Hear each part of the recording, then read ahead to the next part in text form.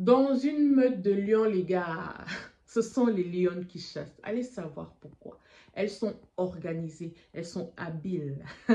Elles ont une rapidité incroyable. Quand elles réussissent à atteindre leur proie, le seul but de cette quête farouche est de nourrir leurs petits, est de nourrir leurs hommes. Ceci pour que les enfants à leur tour, ou alors les petits, deviennent des hommes forts.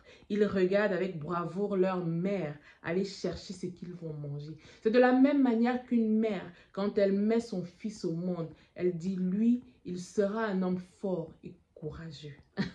Malheureusement, parfois on tombe sur des mauvaises femmes.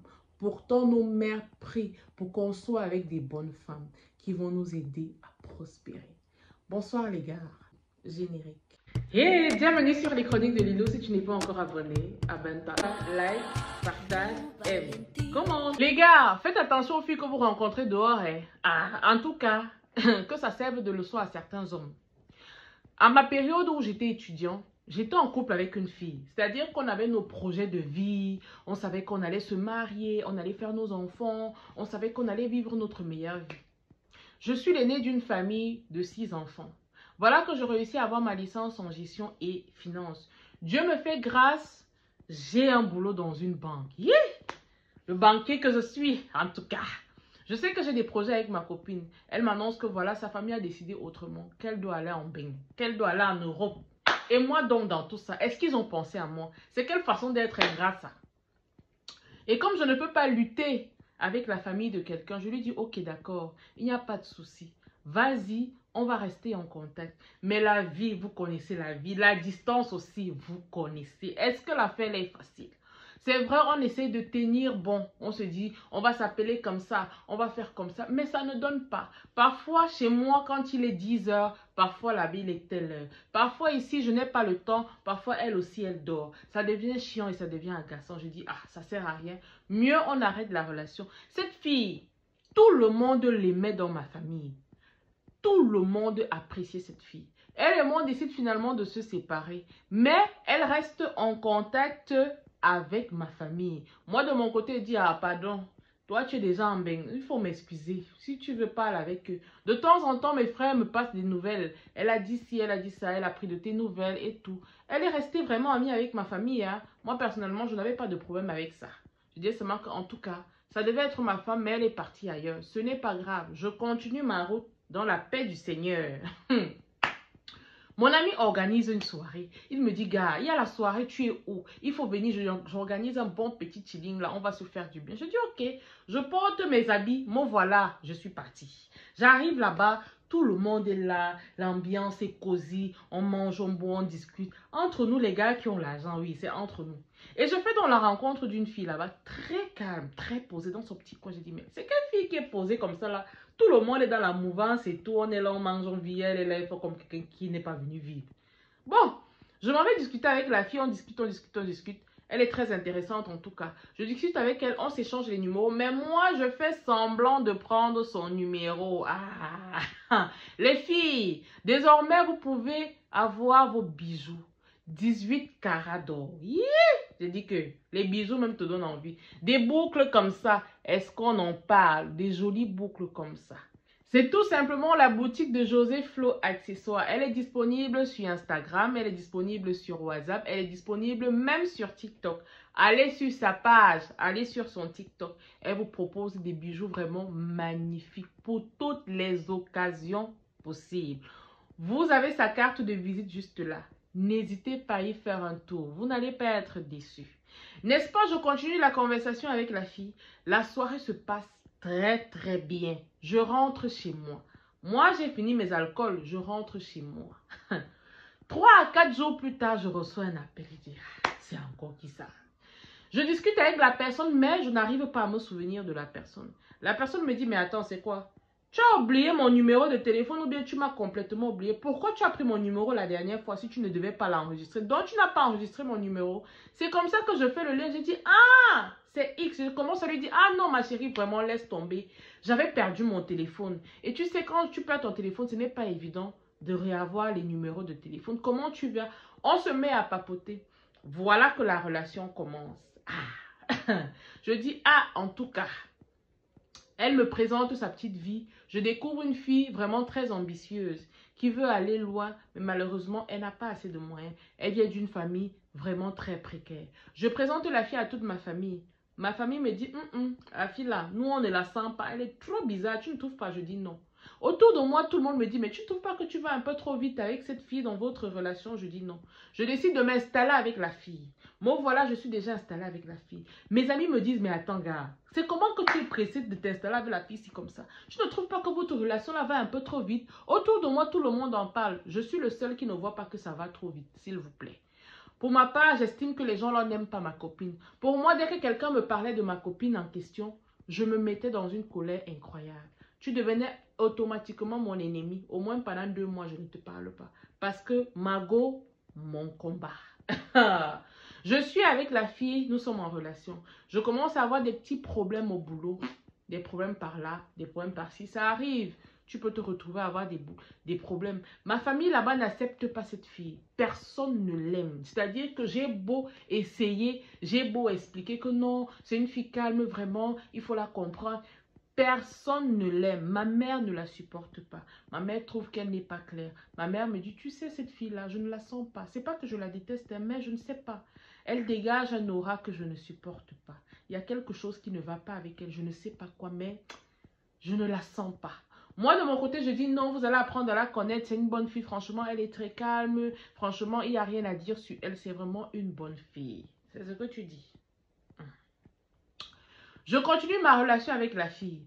On est dans notre relation. On va à 1 an. On va à 2 ans. Entre-temps, l'autre copine est toujours en contact avec mes frères, avec ma famille. Moi, personnellement, ça ne m'intéresse pas. Sa vie ne m'intéresse pas. Ce qu'elle fait en Europe ne m'intéresse pas. Je ne veux pas savoir. Je ne veux pas savoir. Je suis dans ma relation. Voilà que je commence véritablement à avoir les problèmes, Seigneur, au brut. Point oui, point non, je me retrouve dans une situation bizarre toujours au boulot. Je dis, mais ça, c'est quoi ça encore? Je suis là comme ça, là, je me bats à travailler pour être bien dans mon boulot, mais rien. Un matin, on me dépose un licenciement. Je suis licenciée pour une raison qui n'a ni tête ni queue. Me voilà au chômage. Ah, vous connaissez l'affaire du chômage. Est-ce que c'est facile? Je dis donc à ma copine que ouais bébé, tu sais, maintenant que je suis au chômage, le temps pour moi de trouver un autre boulot.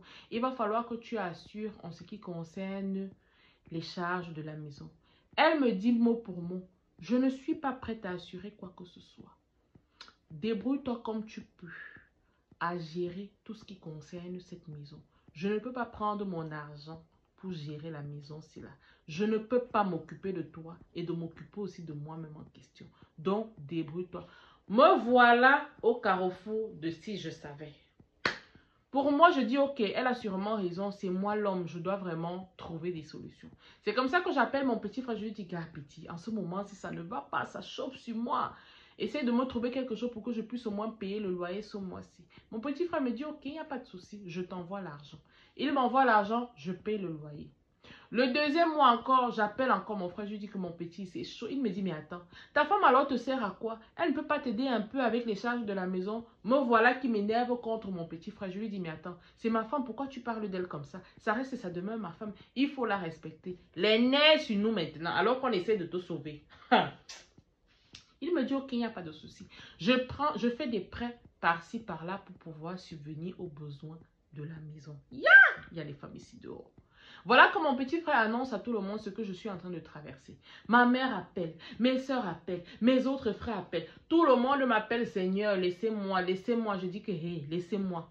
Qu'est-ce qui a laissé ma femme? Ma mère me dit, tu sais, je préfère que tu te sépares de cette fille et que tu essayes de recommencer à zéro quelque part, de prendre une petite chambre quelque part. Je dis non. Mon frère m'appelle, il me dit, gars, c'est mieux que tu prennes une petite chambre quelque part pour te reconstruire parce que là, ça ne va pas. Il faudrait vraiment que tu essayes de faire des concessions. Je dis non, jusqu'à ce que mon frère, mes frères, ma mère, tout le monde se décide à venir chez moi, à me faire sortir de la maison où je vivais, pour me mettre dehors. Est-ce que vous comprenez? Je suis assis chez moi un matin, voilà ma famille qui débarque. Tous débarquent avec le camion dehors pour que je déménage et que je parte de là. Dans la vie là, quand vous avez une famille qui vous aime, c'est tellement bien. Quand vous avez une famille qui est bienveillante, c'est tellement bien. Parce qu'ils vont toujours faire l'effort de vous sortir des situations bizarres. Oui, c'est comme ça. Vous allez les détester au début, hein, mais après, vous allez comprendre qu'ils avaient raison. Voilà que mon frère commence à faire sortir mes choses. J'ai les pieds et les mains liés. L'argent, je n'ai pas. Le loyer même pour payer, je n'ai pas. Alors, c'est là, ils ont seulement raison. Ma copine était assise, elle regardait tout simplement, ne disait rien. En même temps, je me demande, quand le diable te met dans la tête que tu as la puissance, il oublie aussi de te donner l'intelligence de réfléchir que ça peut cuire un matin. Dieu connaît exposer nos ennemis. Je vous ai dit, nous sommes à l'ère du Verseau. Tout le monde qui est bizarre sera exposé d'une manière ou d'une autre. Voilà que mon frère est en train de déménager les choses dans ma chambre. Il se met à crier, Seigneur, c'est quoi ça, mon Dieu?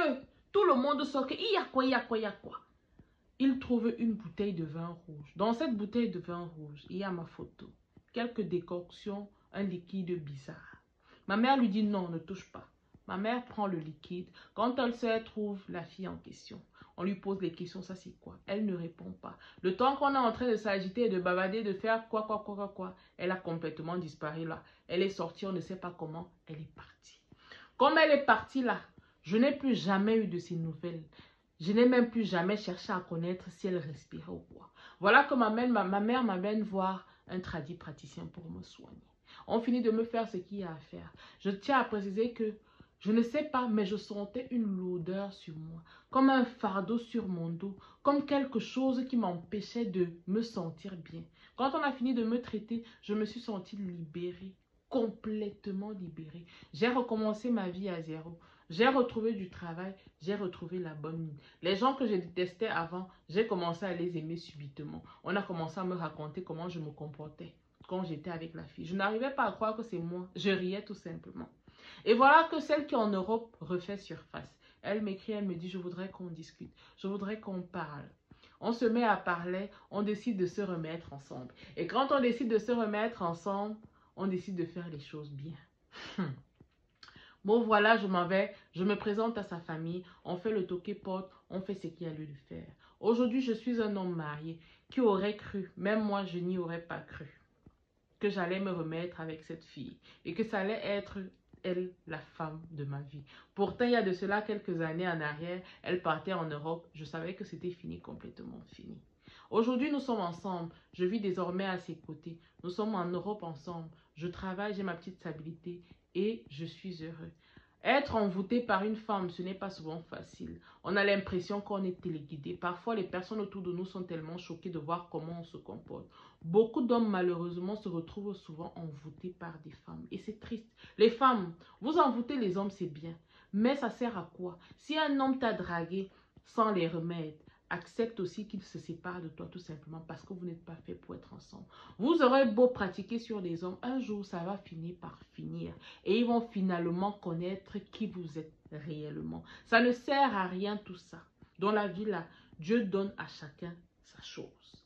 Arrêtez de forcer les mariages. Arrêtez de forcer les hommes à être des esclaves pour vous. Acceptez que dans la vie, on peut être en couple et ça finit parce qu'on n'était pas fait pour être ensemble. Tous les jours, on entend des histoires où des hommes sont maraboutés, deviennent téléguidés. Mais malheureusement, les hommes aussi n'écoutent pas. On ne fait pas entrer tout le monde dans son intimité. Faites attention les hommes. Les femmes sont là dehors pour vous détruire en quelque sorte. Parce que les maraboutages là, après ça se transforme en des gros poisons dans le vent. Demain, après-demain, on apprend qu'il a été empoisonné. Alors que tu as passé le temps à manger les écorces qu'une femme te mettait dans la nourriture pour pouvoir te retenir.